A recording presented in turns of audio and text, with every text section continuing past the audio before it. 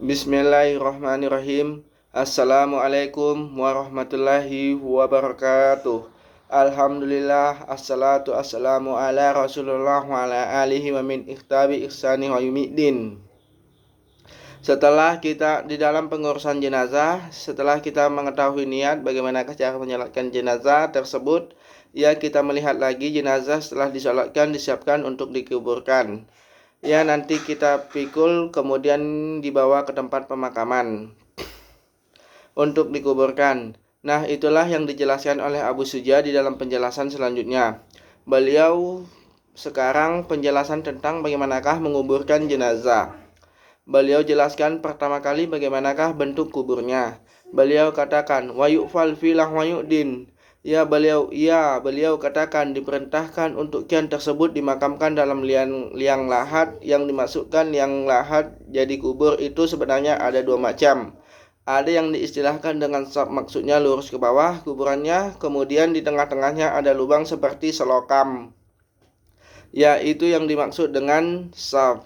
Yang kedua ini disebut lahat min. Ada tempat yang melengkung ke dalam, ya, nanti ada di tempat di arah kiblat untuk memasukkan si mayit. Di situ kadang untuk memilih manakah yang kita apakah dengan cara saf dengan cara biasa saja. Kemudian nanti di tengah-tengah nanti tempatnya si mayit tadi, ataukah cara lahat dimasukkan di pinggir kuburan, itu mesti lihat kondisi tanah, karena sebagian kondisi tempat tanahnya itu kalau kita buat lahat tadi, ya, itu akan membuat tanah tersebut cepat longsor. Ya, cepat longsor beda kalau tekstur itu keras. Teksturnya itu keras beda dengan tekstur tanahnya itu keras. Mungkin lahat ini mungkin dilakukan, namun kalau kondisinya tadi teksturnya itu yaitu lembek tanahnya, maka akan bisa dipilih dengan cara saf tadi. Ini cuma disunahkan saja, artinya sebisa mungkin kita memilih liang lahat, ya. Sebisa mungkin kita memilih liang lahat. Hanya dipraktekkan di masa Sallallahu Alaihi Wasallam, beliau memilih untuk kuburnya untuk kubur yang ada liang lahat. Bentuknya itu nah, setelah itu telah dibentuk liang lahat tadi, maka nanti si mayit dimasukkan mustaqbilal kiblah, ke arah kiblat. Jadi lahatnya tadi di tempatnya di arah kiblat. Nah, di arah barat berarti kita nanti membentuk kuburnya. Ya, itu menggalinya utara selatan. Untuk kepala dan kakinya baru nanti di tempat masuknya si mayit nanti di arah barat. Kemudian wa yusalluh min qibla ra'sihi biriftin. Saat masukkan si mayit di dalam kubur, maka mayitnya tadi dipikul, digotong, ya, kemudian ketika itu dimasukkan kepalanya yang terakhir kaki. Kaki itu dimasukkan lebih dulu dengan cara riftin, lemah lembut. Jadi jangan terlalu ya kasar-kasar terhadap si mayit, ya, kita pelan-pelan ketika kita memasukkannya. Kemudian kita memasukkan si mayat tersebut disunahkan untuk membaca Bismillah wa ala millati Rasulullah sallallahu alaihi wasallam. Jadi yang memasukkan itu Bismillah wa ala millati Rasulullah sallallahu alaihi wasallam. Ataupun di dalam lafaz lain, di dalam lafaz yang lain dikatakan Bismillah wa billah wa ala millati Rasulullah sallallahu alaihi wasallam. Ada juga di dalam lafaz lain, dalam lafaz Ibnu Majah, misalnya Bismillah wa fi sabilillah. Bismillah wa fi sabilillah. Atau juga ada yang menyebutkan lafaz wa ala sunnati Rasulullah. Bismillah wa ala sunnati Rasulullah. Lafaz-lafaz yang ada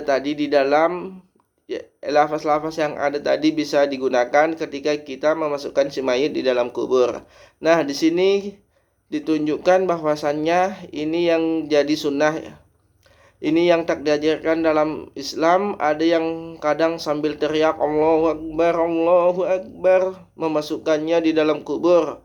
Allahu alam, seperti itu tidak diajarkan di dalam agama kita. Atau ada nanti yang memasukkannya dengan azan misalnya, atau setelah dikuburkan baru nanti diazani dan diiqomati.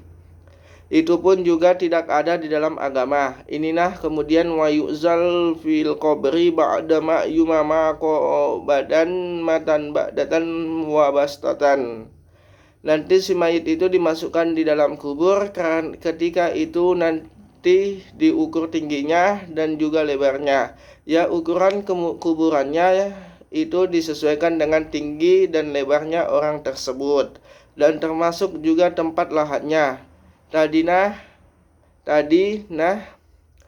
Sekarang ketika mayat sudah dimasukkan ya di lahat tadi, kemudian akhirnya ditutup kubur. Tadi di sini juga tidak mesti dengan aturan tertentu pokoknya. Dimasukkan seperti tadi, seperti itu. Namun sebagian tempat ada yang memasukkan peti jenazah juga di dalam kubur. Sesuatu pemporosan sebenarnya, dan sepertinya tidak perlu dilakukan.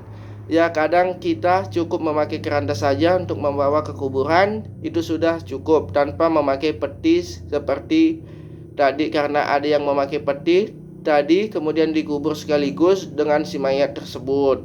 Ini sesuatu pemporosan dan sesuatu kesetiaan dan membuang-buang dana yang begitu besar dalam penguburan 9 liat dengan kemudian terakhir tentang masalah menguburkan si mayat ini.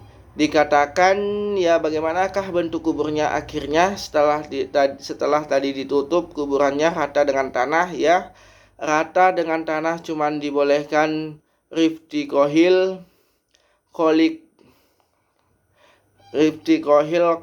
bisa tingginya sejengkal. Riftikohil kolik dengan tinggi ya yang ditambah sedikit, tidak boleh lebih daripada itu.